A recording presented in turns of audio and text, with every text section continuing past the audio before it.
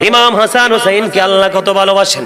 ইমাম হুসাইন ছোট্ট ছেলে, তিনি কি করলেন, একদিন ছোট্ট বন্ধুদের সাথে খেলতে যাবে, যাওয়ার সময় হঠাৎ করে মায়ের গলা জড়িয়ে ধরল। মা গো, আমি বন্ধুদের সাথে খেলতে যাই, আমার তো আপেল খেতে মনে চেয়েছে গো মা, আমার খেলা শেষ করে আসার পরে আপনি আমাকে আপেল দিবেন। মা ফাতেমা কি করলেন, সন্তান চাইতে দেরি রাজি হয়ে গেলেন, তাকে আপেলের কথা বন্ধ বলে দিলেন, খেলা শেষ করে আসো আপেল খাওয়াবো। এবার বলে দিলেন, ইমাম হুসাইন খুশি হয়ে চলে গেল। কিন্তু সবচেয়ে বড় বন্ধু মজার খবর হলো রে, মা ফাতেমা সন্তানকে প্রতিশ্রুতি দিয়ে, মনে রাখো বন্ধু, এটি নোট করে রাখো, বাস্তব জীবনে অনেক বেশি কাজে লাগবে। অনেক গবেষণার পরে বন্ধু এগুলো খুঁজে খুঁজে বের করেছি, অনেক কিতাব খুঁজে খুঁজে বন্ধু বের করেছি বন্ধু। মা ফাতেমা সন্তানকে কিন্তু প্রতিশ্রুতি দিয়ে দিয়েছে দিবে, কিন্তু ইমাম হুসাইন চলে যাওয়ার পরে হঠাৎ করে তার মাথার মধ্যে চলে আসলো, হায়রে আমি কি করলাম, এখন তো মদিনার কোথাও তো আপেল পাওয়া যাবে না, কারণ আপেলের তো এখন কোনো সিজন না। আল্লাহু আকবার বলেন না। মা খাতুনে জান্নাত চিন্তা করতে করতে এবার কি করলেন, এবার তিনি কোনো উপায় খুঁজে না পেয়ে প্রাণের নবীর কাছে চলে গেলেন হুজরায়।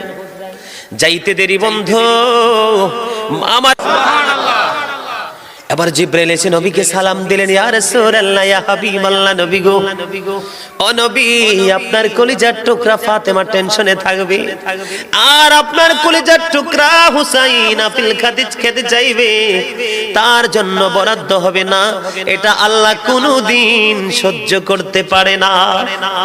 এই বন্ধু কিতাব প্রমাণ করেছে, আপেলটা দুনিয়ার আপেলের মতো, রং দেখতে সবকিছু গোটাটাও আপেল, দুনিয়ার আপেলের মতো।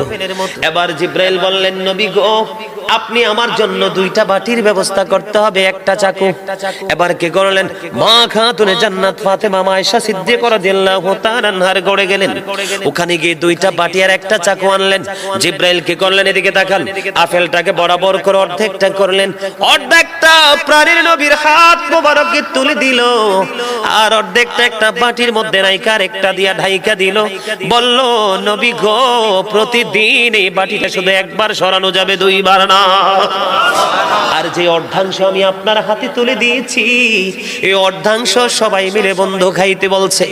এবার কি করলেন, মা খাতুনে জান্নাত ফাতেমা নিয়ে চলে গেলেন, ফর্মালিটি যেটা মানতে হবে মানা শুরু হয়ে গেল।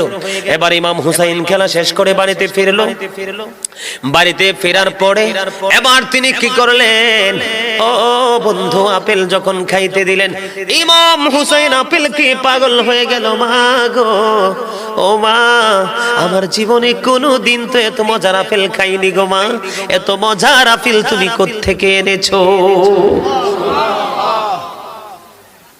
এবার মা ফাতেমা ডেকে ডেকে বলছে, আপেল তো বাবা আমি আনিনি, তোমার নানার কাছে আল্লাহ জান্নাত থেকে পাঠিয়েছে। জোরে বলেন না সুবহানাল্লাহ। আর একটু মহব্বতে, কার জন্য পাঠিয়ে